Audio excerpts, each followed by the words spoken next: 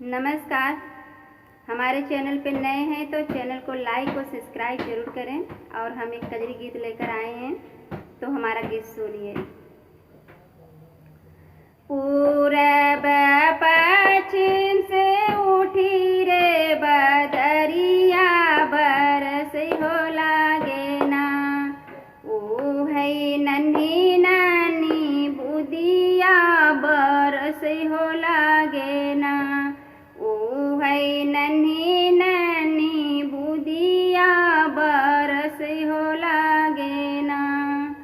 अपने महलिया से ससुरु निहारे, भीगत हुई ना। हमारी पतली सी बहुआ, भीगत हुई ना। हमारी पतली सी बहुआ, भीगत हुई ना। पूरब पश्चिम से उठी रे बदरिया, बरस हो लागे ना। ओ है नन्ही नन्ही बुदिया, बरस हो लागे ना। ओ है नन्ही नन्ही बुदिया, बरस हो लागे ना।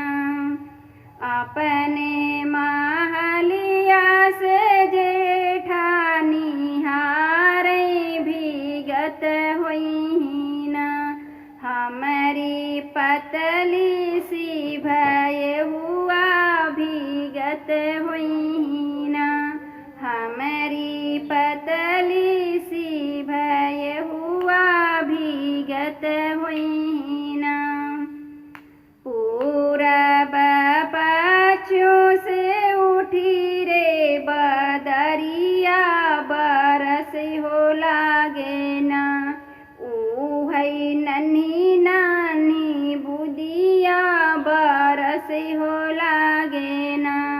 ओ है नन्ही नन्ही बुदिया, बरस हो लागे ना। अपने महलिया से देवरानी हारे, भीगत हुई ना। भीगत हुई ना। हमारी पतली सी भा